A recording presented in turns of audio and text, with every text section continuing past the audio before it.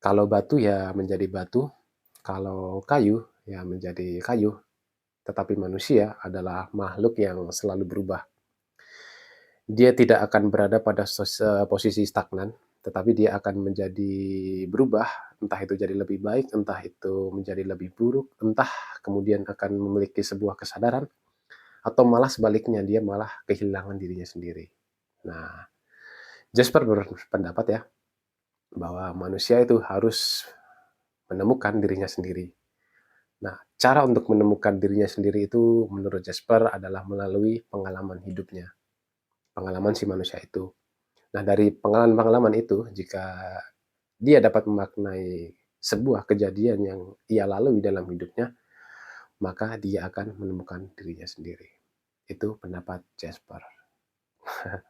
Selamat datang teman-teman di segmen Reading Journal di episode yang kedua. Nah, buku yang akan kita bahas pada episode yang kedua ini adalah buku karya dari Harry Hammersma yang berjudul Filsafat Eksistensi Karl Jasper. Nah, seperti ini gambarnya. Ini adalah buku lama ya. Buku cetakan tahun 1985 oleh penerbit PT Gramedia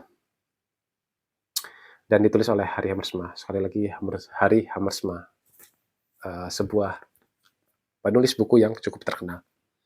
Nah, apa itu eksistensi?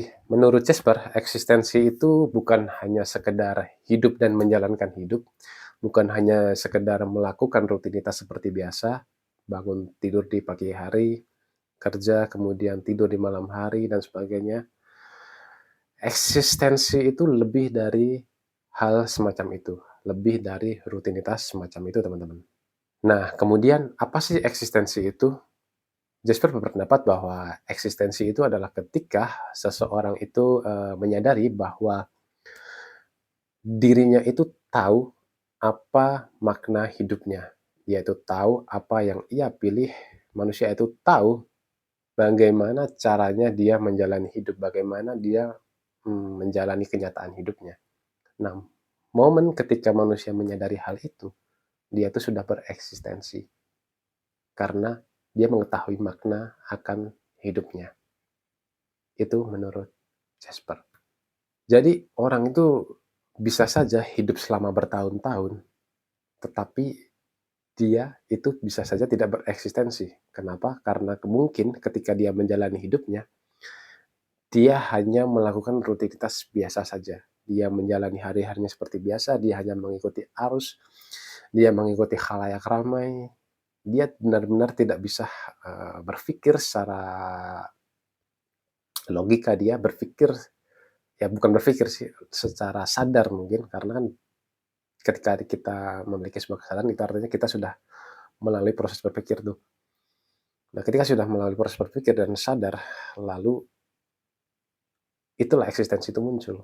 Jadi meskipun kita hidup selama bertahun-tahun, tetapi belum bisa uh, pengalaman hidup yang selama itu tuh bisa bisa bisa bisa menyatakan bahwa manusia itu sudah bereksistensi gitu.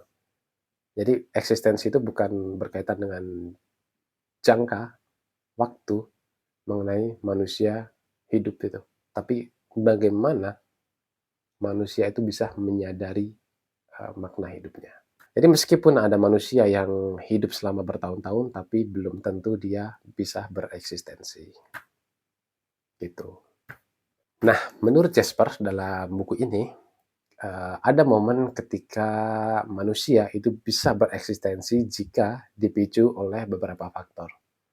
Nah, faktor-faktor tersebut itu bisa meliputi sebuah kematian, bisa meliputi sebuah keputusasaan, bisa meliputi dari sebuah kegagalan, bisa meliputi dari sebuah kesedihan, dan hal-hal yang memiliki konotasi atau perasaan yang tidak enak ya. Jadi pemicunya itu bisa dari faktor-faktor tersebut, teman-teman.